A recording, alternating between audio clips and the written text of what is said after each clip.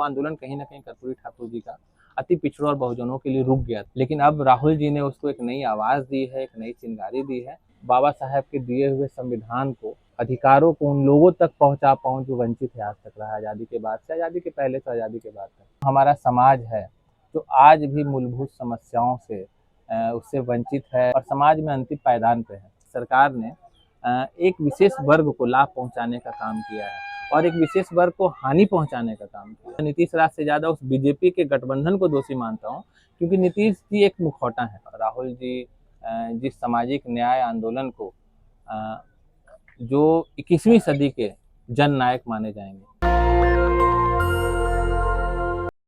मेरे साथ कांग्रेस के युवा नेता और बोध गया जानते हैं आप, गया जानते हैं आप, गया जी की धरती से हैं, अमित कुमार हैं, कांग्रेस के भावी विधायक के उम्मीदवार हैं। अमित जो हैं अति पिछड़े समाज से आते हैं, काफ़ी पढ़ाई लिखाई की है, समझेंगे कि कैसे राजनीति में आए, क्या सपना है, क्या करना चाहते हैं। बाबा साहेब का संविधान कम से कम ये मौका देता है सोचिए इस देश में कि दलित, पिछड़ा, किसान, आदिवासी, अल्पसंख्यक, अति पिछड़ा समाज में प्रोएक्टिव सोसाइटी करे, राजनीति में भी आए। अमित, बहुत बहुत स्वागत है आपका नेशनल दस्तक पर। और कब से शुरू हुआ राजनीति का सफर? बहुत बहुत धन्यवाद भैया, दर्शकों को बहुत बहुत।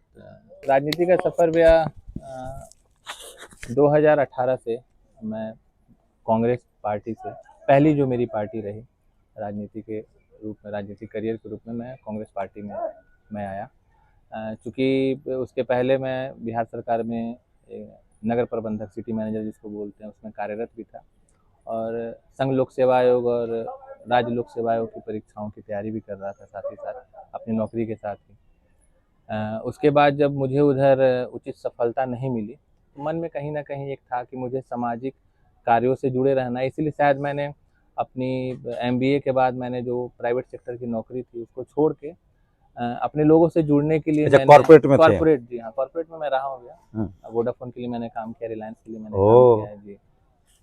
लेकिन मुझे वो मतलब वो सेटिस्फैक्शन जो इनर था वो मिल नहीं रहा था उधर काम करने से।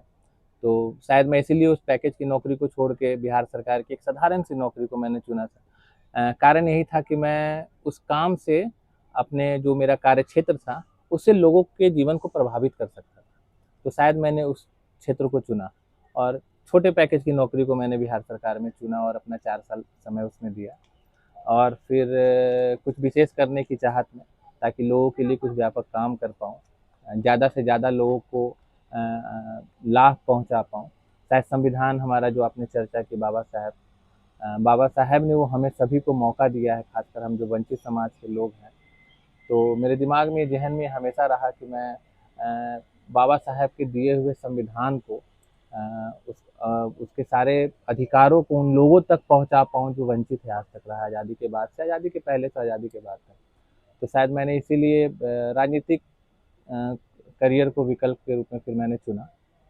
और इसीलिए चुना कि ये 150 करोड़ की जो आबादी है भैया, इसमें जो हमारा समाज है जो आज भी मूलभूत समस्याओं से उससे वंचित है, उस जो मुख्य धारा है उससे वंचित है और समाज में अंतिम पायदान पे है।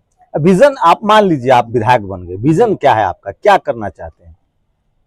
ज्यादा से ज्यादा लोगों के लिए काम करना चाहता हूँ। मेरे दिमाग में और कुछ नहीं है। अपने क्या है लोगों के लिए, कैसे भला, क्या प्रायोरिटी है आपकी? स्कूल, अस्पताल, शिक्षा, क्या? जैसे मेरा जो गया जी विधानसभा है, गया टाउन विधानसभा से मैं आता हूँ। विधायक जी सब तो आजकल लोगों को धार्मिक आयोजन पर भी ले जा रहा है, आपकी क्या प्राथमिकता है? ठीक है, अपना अपना सबका है, मेरा वो मकसद नहीं है। मैं लोगों को साइंटिफिकली मैं लोगों को डेवलप करना चाहता हूँ। मेरा जो मानना है कि मैं लोगों में एक ऐसी मानसिकता को विकसित, रोजी रोटी उनको मिल जाए, धर्म तो वो खुद ही अपना धर्म कर्म कर ले, अपना जो करना है करे, कर लेंगे, अगर लीजिए अपना जो करना है कर ले, वो सभी करते हैं अपना अपने स्तर पे। मैं उनके जीवन को उस तरीके से प्रभावित करना चाहता हूँ जिससे उनको ये जो मूलभूत जो उनका नीड है वो पूरा हो सके। वही अगर हम पूछे कि सामाजिक आंदोलन में अब तक आपकी क्या भूमिका रही है, क्या कुछ किया है? आप गया जिस शहर से उम्मीदवारी का क्लेम कर रहे हैं, हाँ, दावा कर रहे हैं, जी जी बिल्कुल। तो वहाँ किस तरह का, कितने सालों से काम कर रहे हैं आम लोगों के लिए और क्या किया है? काम करने के बाद तो मैं जब से गया शहर में हूँ, ऐसे तो मेरा जन्म ही गया शहर में हुआ है, लेकिन लगभग 2003-4 के बाद से मैं लगातार गया शहर में रहा हूँ। और जो भी समाज है मेरा, जो अति पिछड़ा समाज है और बाकी भी जो समाज है, जो वंचित तबका है, उसके लिए लगातार मैंने क्योंकि मेरे फादर का बैकग्राउंड, जो मेरा बैकग्राउंड रहा है, मेरे फादर प्रशासनिक सेवा के अधिकारी रहे हैं और उनकी ज़्यादातर पोस्टिंग गया में ही हुई है, गया और आसपास के ज़िले में उनकी रही है। तो मैंने उस समाज को लाभ पहुंचाने का हमेशा कोशिश किया है। जो सरकारी योजना है, उन्हें नहीं जानकारी है कि सरकारी योजना क्या है। सामाजिक आंदोलन का भैया कई रूप होता है, बहुत सारा रूप है। एक रूप होता है कि आप संघर्ष करके किसी चीज़ के लिए आप संघर्ष कीजिए और आंदोलन कीजिए और उन चीज़ों तक लोगों को पहुंचाइए और दोनों को कनेक्ट कर दीजिए। मैंने उन चीज़ों को दूसरे तरीके से जोड़ने का प्रयास किया। मेरे जो लोग हैं, जिन्हें मैं मानता जो हूँ, योजनाओं का लाभ जो मिले। योजनाओं का लाभ मिल सके, उनसे जो सरकारी योजनाएं हैं, इंदिरा आवास का लाभ मिल सके। अगर ग्रामीण क्षेत्र में तो इंदिरा आवास मिल जाए, अगर शहरी क्षेत्र में है तो उनको उस समय राजीव गांधी शहरी आवास मिशन चला करता था, उसका लाभ उनको मिल जाए, 1-2 लाख रुपए मिल जाए तो उनका काम हो जाए, जो चिन्हित करके वैसे लोगों के लिए। उसके अलावा मैं जब खुद भी नगर विकास विभाग में रहा गया, तो बहुत सारी योजनाएं ऐसी थी स्लम एरिया के लिए, जो योजनाएं आती थी, मैंने उसको धरातल पे उसको उतारने का प्रयास किया। उसके बाद जब यह कोविड का दौर आया तो बहुत सारे ऐसे लोग थे जिनकी रोजी रोटी चली गई, उनकी नौकरी चली गई, वो 2 टाइम 1 टाइम खाने को मोहताज थे। मैंने उस दौर में भी 2-4 महीने लगातार मेरी जो पॉकेट मनी थी या जो मेरे पास संसाधन थे, सारा संसाधन को मैंने इस्तेमाल करके मैं एक रेस्टोरेंट चलाता हूँ गया शहर में। मैंने उस रेस्टोरेंट को एक कम्युनिटी किचन के रूप में डेवलप कर दिया। मैं हर दिन वहाँ 500 पैकेट बिरयानी का अपने तरफ से बनवा के, अपने स्टाफ को रख के, हर दिन वहाँ ऊपर कमिश्नर से परमिशन लेके मैंने उसको हर तरीके का लोगों को गली गली, वार्ड वार्ड, मुस्लिम मोहल्लों में और जो मेरे अति पिछड़ा समाज का मोहल्ला था, दलितों का जो मोहल्ला था, उस जगह पे पहाड़ियों पे जा के मैंने वार्ड पार्षद के माध्यम से या जो उस तरीके के लोग थे जो इस रूप में जुड़े हुए थे मेरे से, उसके माध्यम से मैंने लोगों तक पहुँचाने का कांग्रेस में प्रयास कितने किया। साल से काम कर? कांग्रेस में मैं 7 साल से, 7 साल से। 2018 से लगातार मैं कांग्रेस पार्टी के लिए काम कर रहा हूँ। ऐसे तो हमारे जो जननायक राहुल जी बोलते हैं 2014 के बाद से जो भी मोदी जी के विरोध में सारे कांग्रेसी, वो मान के चलते हैं, उनका ये मानना है। तो उस रूप में देखा जाए तो 2014 से मैं कांग्रेसी हूँ। 2014 से मैं लगातार सोशल मीडिया पे और जिन लोगों से जुड़ा हुआ उन लोगों के बीच में मैं लगातार इस सरकार के खिलाफ मैं आंदोलन कर रहा हूँ हमेशा। क्यों सरकार से? इस सरकार में क्या दिक्कत लग रही है?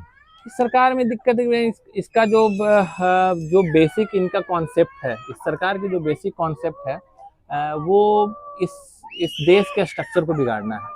हमारा देश का स्ट्रक्चर, जो हमारे देश के स्ट्रक्चर, वो धर्मनिरपेक्षता, हमारा समाजवाद और जो आपसी भाईचारा है, तो ये हमारा संविधान का जो मूल ढांचा, उसको बिगाड़ने का लगातार ये प्रयास कर रही है। जो हम लोग वर्षों से यहाँ रहते आ रहे हैं, हम जो बहुजनों की आबादी है, उसमें सभी आते हैं, पिछड़े, अति पिछड़े, मुस्लिम, दलित। लेकिन आप देखिए आज शीर्ष स्तर पे या कहीं भी आप जाके देखिए, जिस तरीके से इस सरकार ने एक विशेष वर्ग को लाभ पहुंचाने का काम किया है और एक विशेष वर्ग को हानि पहुंचाने का काम किया है, तो ये मेरी समझ से बाहर। आप अति पिछड़े समाज से भी हैं, तो कभी आपके साथ भी डिस्क्रिमिनेशन हुआ, कभी भेदभाव झेलना पड़ा? बिल्कुल, मैं बिहार सरकार में, मैं देख लीजिए, मैं 2018 में मैंने बिहार लोक सेवा आयोग का प्रीलिम परीक्षा, मुख्य परीक्षा पास करते हुए, एक लड़का इंटरव्यू राउंड तक जाता है कितनी मेहनत और शिद्दत के बाद। जब बिहार में परीक्षाएं, बीपीएससी की परीक्षा 4 साल में 1 बार हुआ करती थी आयोजित,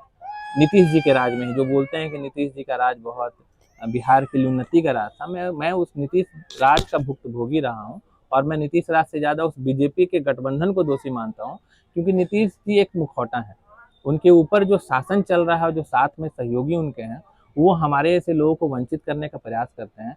मैं अपने बीपीएससी के एग्ज़ाम में लिखित परीक्षा में अपने कैटेगरी का टॉपर रहा हूँ और उसके बावजूद मेरे जैसा व्यक्ति इंटरव्यू राउंड में बाहर हो जाता है। क्यों? क्योंकि एक ऐसे बोर्ड के मेरा इंटरव्यू ऐसे बोर्ड में हुआ और ऐसे मानसिकता वाले व्यक्ति के बोर्ड में हुआ जो अति पिछड़ा और पिछड़ा विरोधी थे, दलित विरोधी व्यक्ति थे।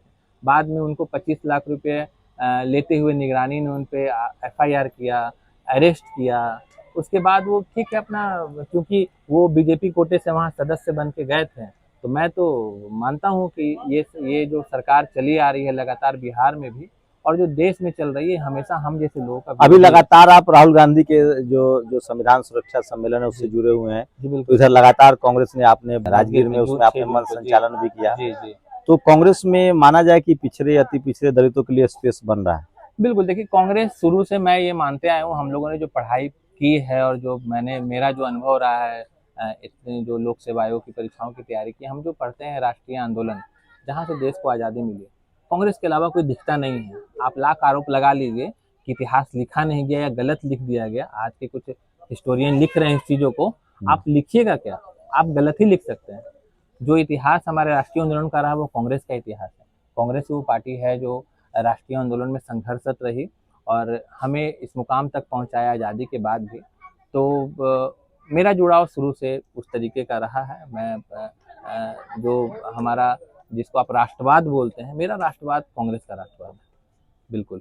तो मैं वहीं से जुड़ा हुआ हूँ और मैं राहुल जी के विचारधारा का, राहुल जी जिस सामाजिक न्याय आंदोलन को जो 21वीं सदी के जन नायक माने जाएंगे, मैं उनको बहुत पसंद करता हूं। मैं उनको नमन करता हूं कि कर्पूरी ठाकुर के बाद बिहार को एक आंदोलन की जरूरत है। वो आंदोलन कहीं ना कहीं कर्पूरी ठाकुर जी का अति पिछड़ों और बहुजनों के लिए रुक गया था, लेकिन अब राहुल जी ने उसको एक नई आवाज़ दी है, एक नई चिंगारी दी है और शायद इसीलिए मैं उनके साथ जुड़ा हूँ। और मेरे जैसे बहुत लोग, मैं तो एक गिनती भी नहीं हूँ, मैं कहीं काउंट भी नहीं होता हूँ, मेरे साथ साथ अन्य साथी बहुत लोग हैं, युवा हैं और भी जो मेरे सीनियर लोग हैं, सब इस आंदोलन से जुड़ रहे हैं और कांग्रेस की ओर बड़े उम्मीदों से देख रहे हैं।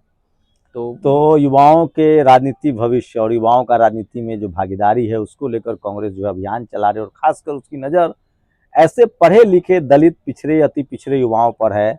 और अति पिछड़े समाज से अमित आते हैं, अमित चंद्रवंशी आपका पूरा नाम है ना? जी। तो मेरी कोशिश है कि ऐसे युवाओं से नेशनल दस्तक पर आपको रूबरू कराया जाए। आप लोग अपनी राय जरूर दीजिए। अभी भी दलित पिछड़े किसान आदिवासी अल्पसंख्यकों की अगर भागीदारी की बात करेंगे राजनीति में, एमएलए एमपी में, विधानसभा विधान परिषद संसद में, तो भी 50% से ज़्यादा आंकड़ा नहीं पहुंचा है, जबकि उनकी आबादी लगभग 90% है। ऐसे हजारों युवाओं की राजनीति में ज़रूरत है। आप लोग पूरी बातचीत पर अपनी राय जरूर दीजिए। शुक्रिया अमित, हमसे बातचीत करने के लिए। धन्यवाद। नेशनल दस्तक की आपसे गुजारिश है कि अगर इसको बचाना चाहते हैं तो नेशनल दस्तक को सब्सक्राइब करने के लिए रेड कलर के सब्सक्राइब बटन को दबाएं, फिर बेल आइकन की घंटी दबाएं। नेशनल दस्तक को बचाने के लिए बहुत जरूरी है कि हर खबर को शेयर करें, लाइक करें, कमेंट जरूर करें।